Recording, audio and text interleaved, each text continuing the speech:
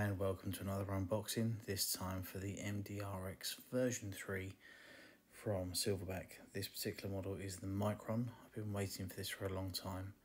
As usual, standard Silverback manual, very clear pictures, all in English, very easy to follow. So let's just get past this. And there we have it. These are the M4 magazine fillers, so if they'll be able to eliminate wobble from different types of M4 magazines that you may wish to use. And here's the tools. There's a few subtle differences with this version, which we'll go through shortly. And the 120 round M4 magazine from Silverback. Again, we'll go through this in a bit later on, and of course the obligatory patch. Let's just get this out and have a look. You'll also see there's two springs in with each box. We've got an 80 Newton meter, which will probably be for standard AEG use, and a 100 Newton meter, which is perhaps more for a DMR role, but we will test those on a chrono later. Let's just get the box out of the way and we'll have a look at what we've got here. Now, I love this thing. I love the look of it. I love the fact that it's a lot shorter. Big MDR fan from the start, and now you can get it as an even shorter platform. I mean, you don't have to run this as CQB as it may kind of look. I mean, the length is now around 60 centimeters from end to end. It still takes a 330 in a barrel, which is one of the best length barrels, I believe.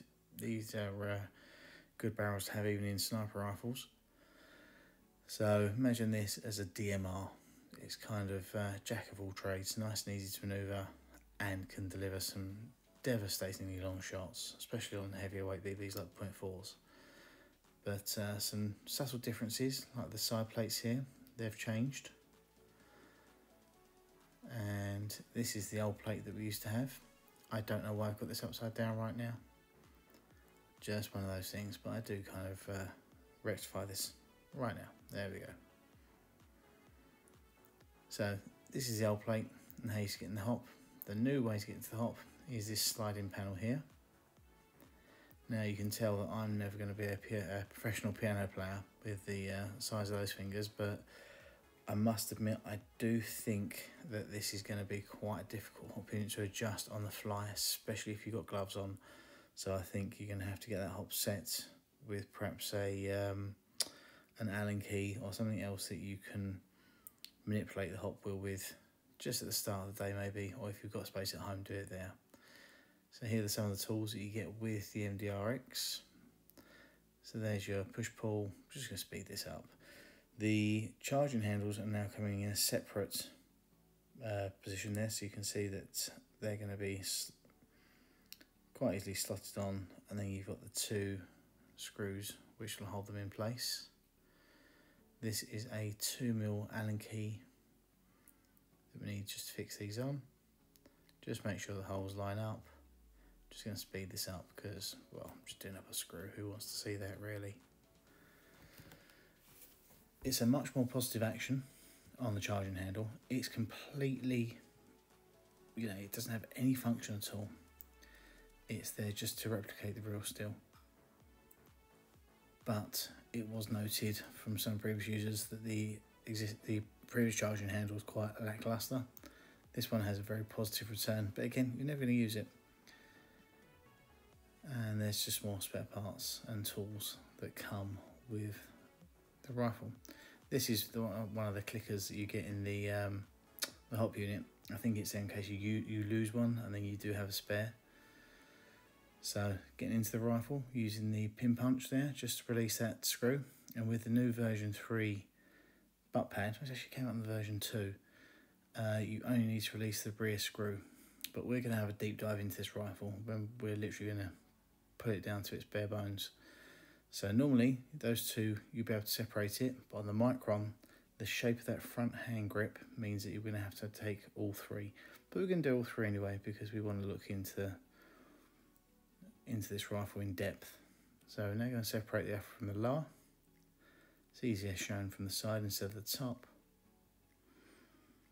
And here's kind of a very similar thing for everyone to see that's seen an MDR-X. You've obviously got your M4 mag adapter there in the mag well. The transfer bar is now in 2 pieces, and it's not so freely released. If you give it enough welly, it will come out, but it's a lot more secure than the initial version. And again, trigger selection is exactly the same. Very crisp trigger on these, with that bar just pushing against a micro switch. That's never going to stand up. There we go. So getting into the main body, you can see it's very simple. We've got the micro switch at the front here, which then transfers all the way back to the new control panel here. Now the new control panel, it doesn't have the pins at the back anymore, so we don't need to worry about the PCU jumpers and batteries being drained. I have had a battery in one of these for over 2 weeks and it was still fine. This is the setting switch here. There is a Silverback video on how to set these boards, so you can follow that. We're not going to go into that on this video.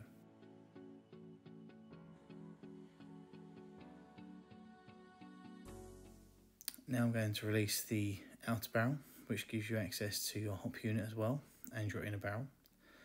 So it's the 2 clamping screws here. We just release those.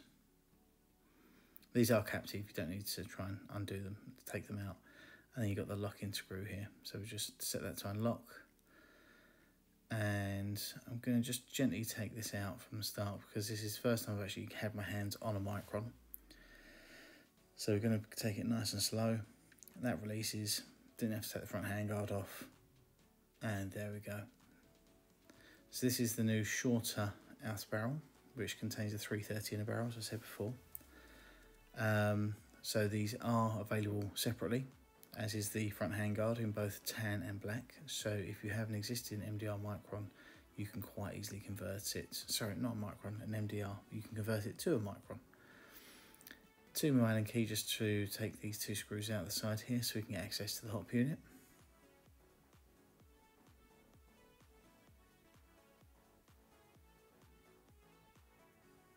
Should have sped this bit up really, shouldn't I? Never mind. So here we have the hop unit about to come out. Well, I think it's about to come out, but then I realised that I think that I need to take off that flash hider. That's the Raiden flash hider. So I think it's the barrel does protrude slightly into this. It doesn't actually exceed it, but I think that loosening this off does aid in getting to the hop unit, because now it just comes straight out. So this is 605 brass inner barrel from Silverback. They do make some very good barrels from the start that you get from factory.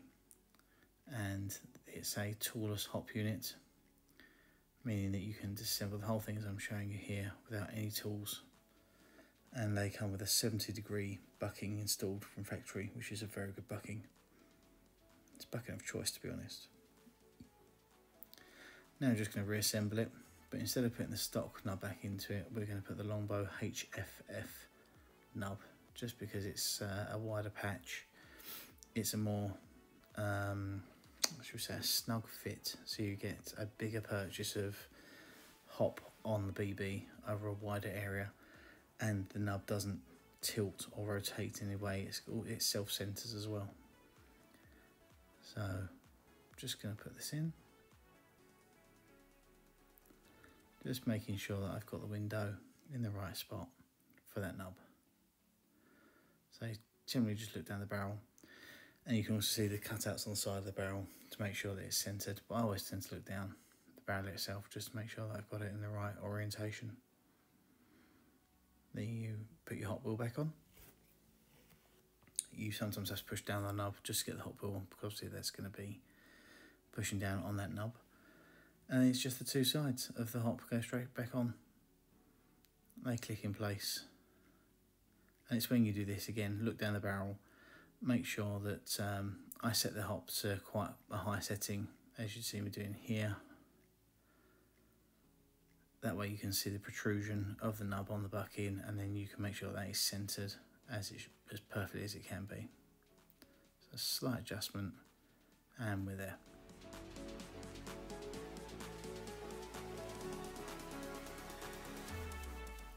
Then I'm just going to rebuild it.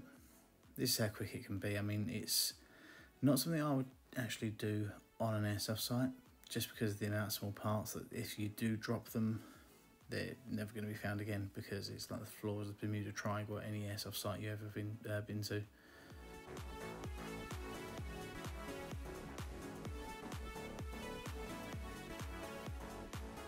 That's that finished. And then just to reinstall it back into the receiver. Nice and gentle, quite positive though. And it's just the reverse when you put this in. So I will do the locking bolt first,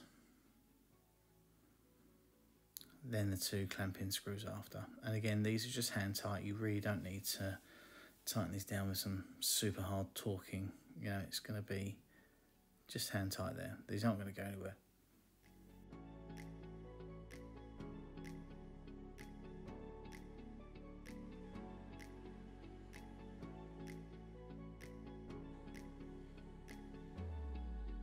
We do have the edgy 330 605 stainless steel, should you wish to upgrade that barrel.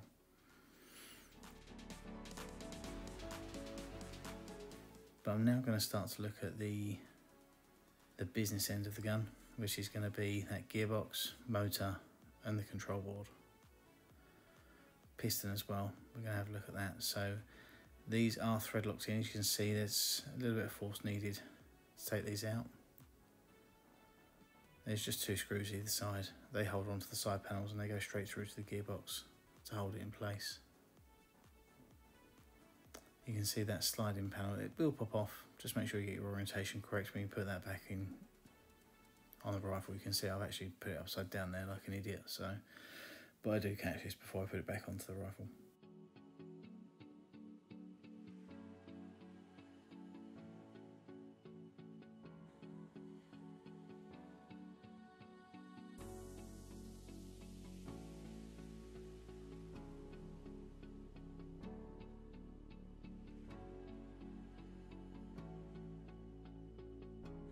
We also do have these rifles available on our raffle. If you go onto the Longbow website, you'll see a direct link to one of these. We do have this particular model, a black and tan version 3 Micron available.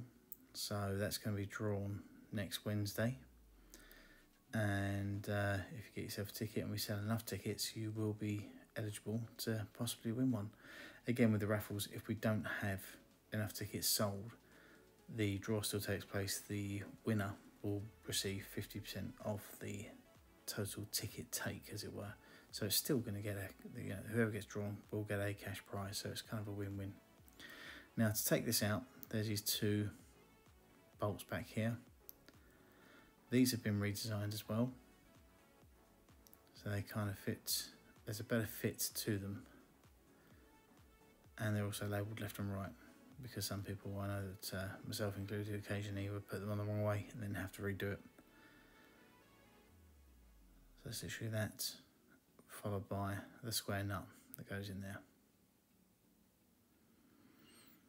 Then we've got the other bracket that holds onto the sliding pin.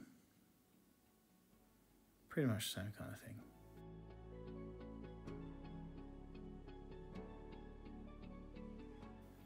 These sliding pins, they do actually have a retaining clip as well, and you'll see to get this out you kind of have to fiddle around a little bit with it.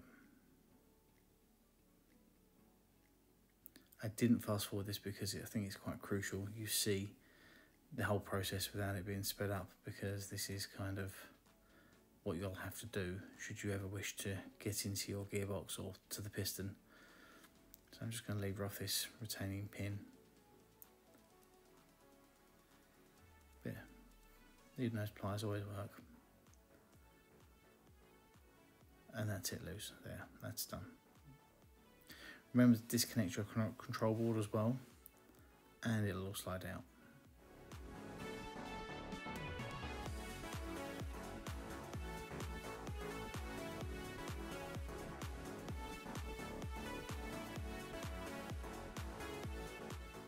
So now the first thing we're going to do is have a look at this new piston. So we've got the tool there to release. Now I'm going to take this is the version 3 spring guide. It's a slightly different design. And I believe that's a 60 Nm spring that comes from factory. And that's going to be replaced probably to the 80 because this is going to be run as an AEG. It's a 75% cylinder. You can see there's 2 cutout holes there. And this is just releasing the head for the piston.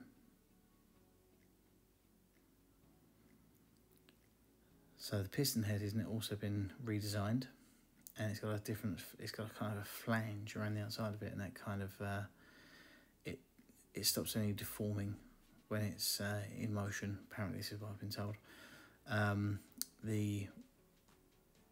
There's a lot of changes that have gone inside this as well, such as the delayer spring inside there. It's a different design. I've actually run this particular rifle on full auto, 3 mags, not a single problem. Just remember to please run these on high quality BBs. It does make a difference. As you can see, again, quite a lot of grease in this from the start, but it's not a problem. You don't have to go in and clean it all out like I'm doing here. I'm just cleaning it off to try and give you a better view. So this is exactly the same design as the version 1 and 2 in regards to what parts go where as such, but the actual parts themselves have changed quite considerably.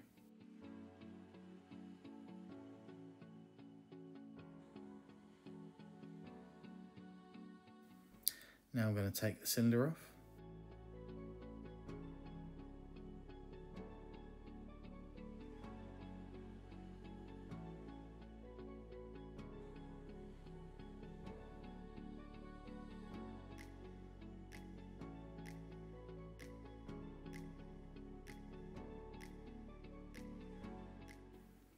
That's it, just those 2 screws, then that'll just come off there. You can see again, just a lot of grease in there, but again, I'm only clearing it off just to give you a clearer view of what's what.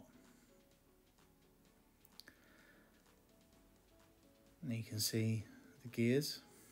It's a very, very simple gearbox. I mean, it's how I'd refer to, you know, you get some of these gearboxes are very complex. I think this is kind of the Duplo level in my eyes because it's just got so few moving parts. And it works. It's a high torque gearbox. Appreciate the initial MDRs had a redesigned bevel gear. This is the just disconnecting from the motor. You have to be firm but gentle, if that makes sense. So try not to break the pins on the motor because that's going to be a real problem. But they just clip off.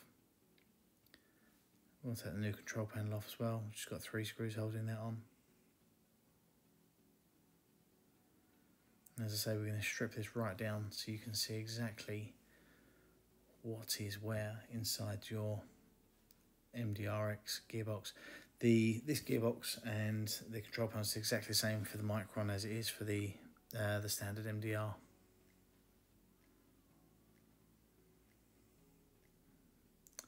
So the next thing is going to take the motor cage off. That's the motor height adjustment there as well. And then you have a lock off nut.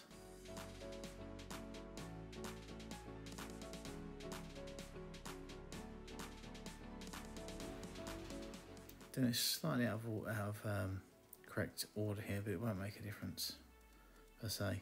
It's just taking off these 2 casing screws.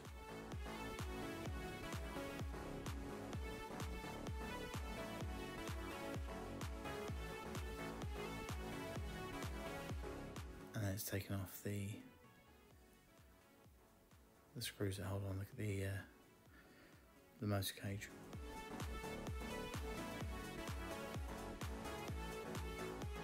Where there's quite a big spring that holds the motor at its desired height, you do need to push down on the cage just so it doesn't keep on pulling on the screws. You unthread it, it just makes it a lot easier.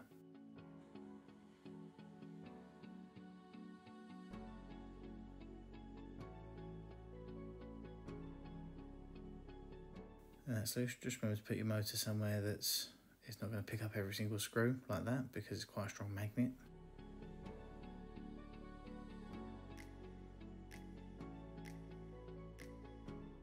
And now we're getting into the gearbox itself.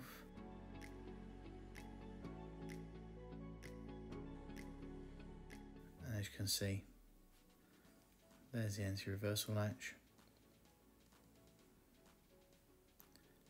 And then it's a pretty simple affair, so just to show you underneath what's there. That's the redesigned bevel gear as well, so later on you'll hear what this this new version 3 sounds like when it's being cycled, and it's a very positive clunk, as it were. Now, the way that I've left that gear positioned there with the teeth up, not the best, to be honest. I should have left it so the teeth were in the actual non-contact point of rotation, as it were, but it's very easily remedied, as I'll show you later. So the anti-reversal latch just going back on. It's just a single spring that holds it in place there. And the other side of the shell.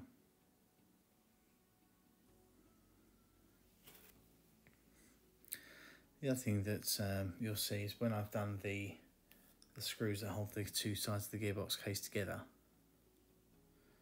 I tend to rotate the gears just to make sure that they are working as should be. It's kind of a, whilst you're here they should be fine, but whilst you're here you might as well.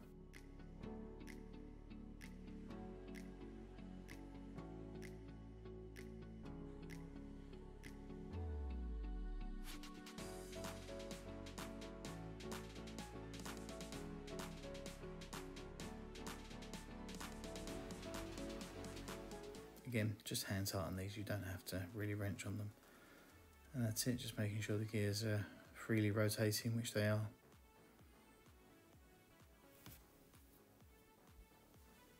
And then it's just going to be the opposite of how we did it. Now remember, when you put the motor back, it's in that configuration there, so the red terminal faces towards the front of the gearbox. If you put this in the wrong way round, it's going to cause some problems. I've seen boards burn out, etc., because the gearbox is trying to rotate in a way that it cannot rotate. So just remember to put it back the way you took it out. I mean, the one way you can do it is when you take it out, before you undo anything, take a photo on your phone. And that way, when it comes to reassembling, you know exactly what goes where and in what direction. Again, when reassembling the motor cage, just keep pressure on it, just makes it a lot easier.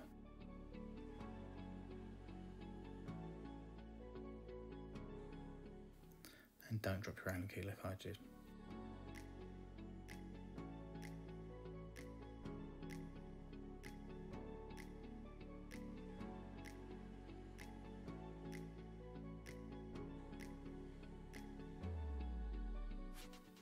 Now we're going to reattach the control board. I find it easier just to reconnect the tabs first because you'll have the most flexibility on the cables. Make sure that they're in place, and then the actual board itself goes on with these 3 screws. Again, with these it's really important you don't over tighten because the screw will squash the plastic and you may well break the plastic. So again, it's just going to be nipped up, assuming you get it in the hole first time. Pardon the pun.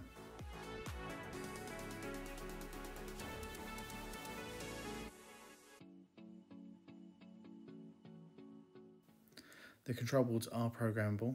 There is a Silverback video, I believe, on this. I believe there's 2 types of board as well. You can have the Pro and the Basic.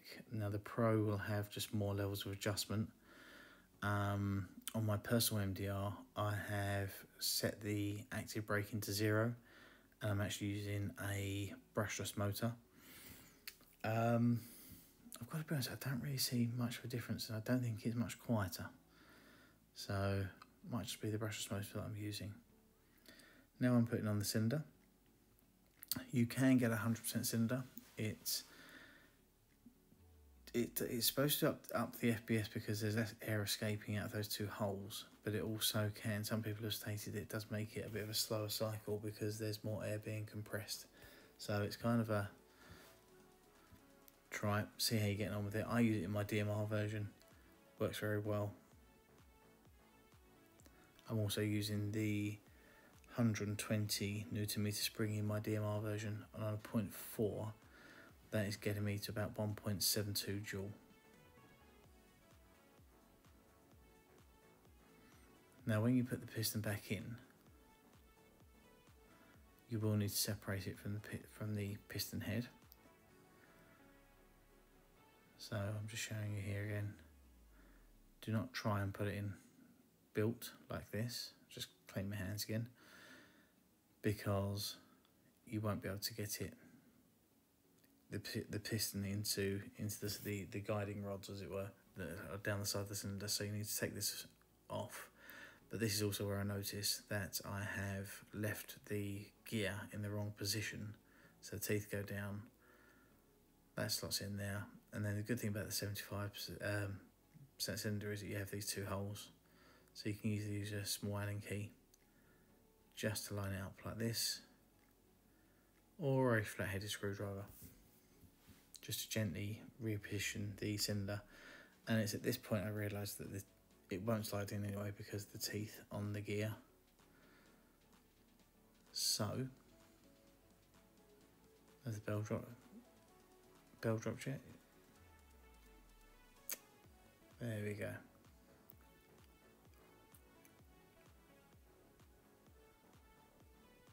Still not quite, and I think I've realised here.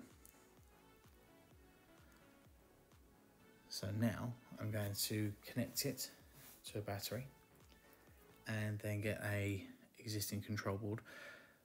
You can still buy the DMR control board separately if you wish to turn yours into DMR.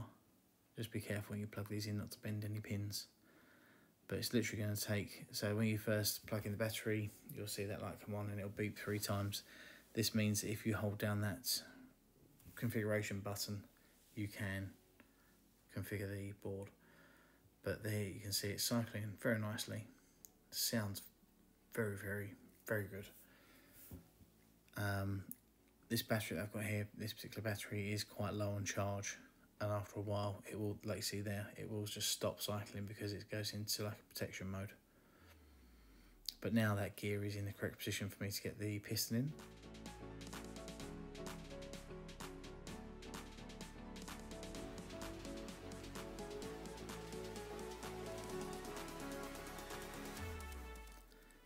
Again, just using that flat screwdriver just to angle that piston in, and then using a slightly longer Allen key just to lift it into position, and it goes straight down.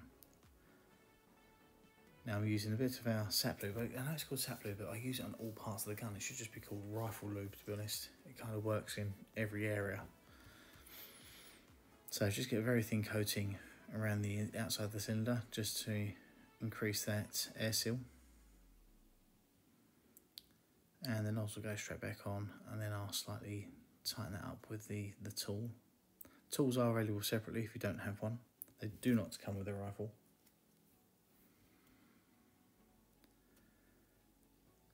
And then it comes to putting the spring in. So this is the 80 Newton meter spring.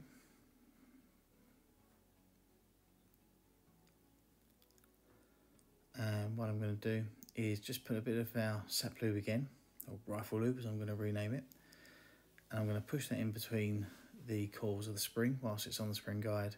And what this does is it eliminates the spring twang, which if you don't do this, when you pull the trigger you'll hear that noise after every shot, and this will eliminate that. It's very simple. You know, just cut up Coke cans and everything else and slice your fingers up. Just this. It's also very easy to clean off if you want to change the spring and just reapply it. So this goes in, 5mm Allen key, line up the bolts with the holes, and you'll hear it click as it re-engages with the piston head. And that's it done. It's very simple.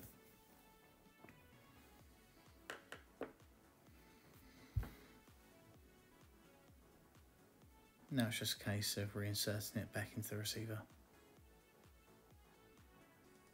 So just make sure you get the control board wire out of the way. You need to line up the slots.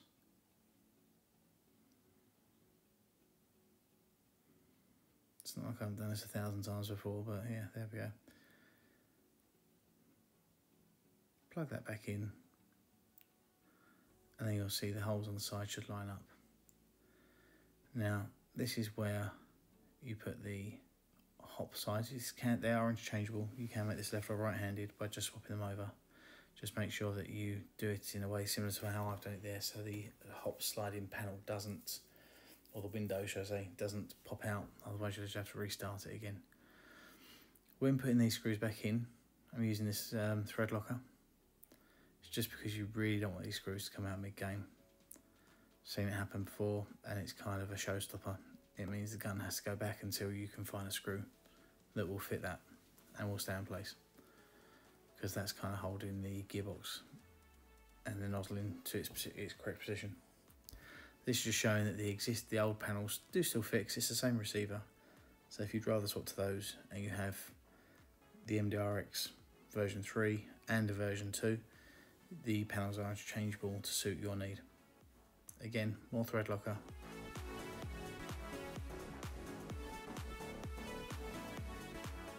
And we'll just get that in place. Remember, just clean off any excess just to make sure that it's nice and clean.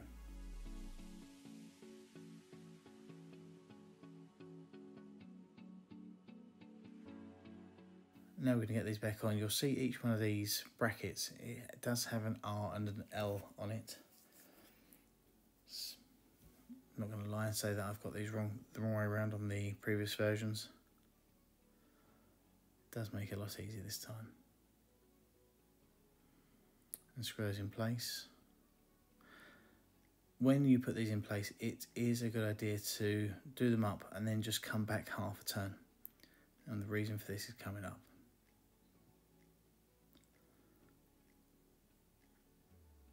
So the other half is going in now. So obviously these have to be exactly lined up.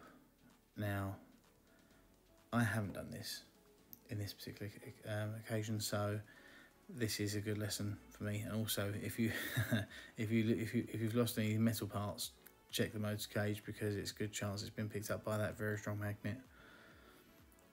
So it's kind of almost there, but not really. So I'm just going to double check it.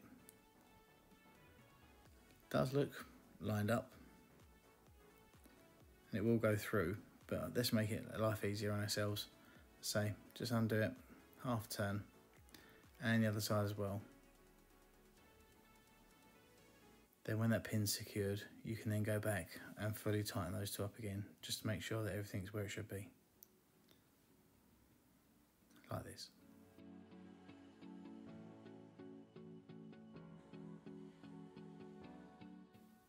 Then you have your retaining pin. That goes in the little groove, which you should be able to see here. Don't miss it like I did first time. What can I say? It's been a long week, I'm tired. And then I tend to get above it, pardon the head in the way. Push down, that ring engages, and then you can use your pin pusher to... These are going to be quite tight to start with from factory. There we go, but they will go and they will loosen up. Now that's done, we're just going to put the lower back in. When putting the lower back in, don't just turn it straight upside down. It's because some things in there, like the trigger selector, etc., they don't like being upside down. So if you can't do them both at an angle like this, where it's both horizontal effectively, engage the front, and then before you clamp down, just make sure everything's where it should be, like the wire. And it's just a case of sliding back the pins. And it's as easy as that.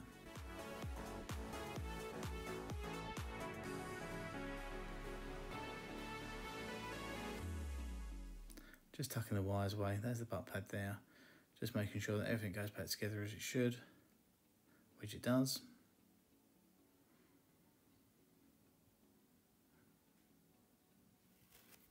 And that's the Raiden flash hider.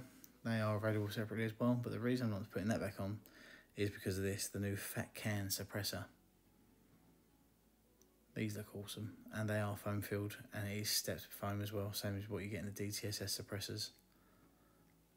They're a 14mm counterclockwise thread, so they can go on other airsoft replicas as well, pistols, etc. It's quite a big lump though, to be honest, built on a pistol. If you check out the Longbow Facebook page, you can see me kind of mocking it onto a Bodyguard 380, which looks ridiculous, but one of those things. And then just put this on just to show you what it looks like. It's kind of taking inspiration from the, I think in the Ukraine at the minute they're using a lot of oil cans as mock suppressors, or temporary suppressors should I say, and I just think that looks amazing. It's definitely going to be on my one. We do still have those available as well, the fat can suppressors, as well as the Micron handguards, the V3 piston heads. Just comparison against this is an older version 2 MDR-X, this is customer's one. And just to show you the difference in length, so the Micron with that fat can suppressor is about the same length as the original MDR-X without flash hider or suppressor. The M4 mags, now obviously it's brand new, so when you put these in, just make sure you give them a good tap to start with, just get things locked in. It will loosen up over time.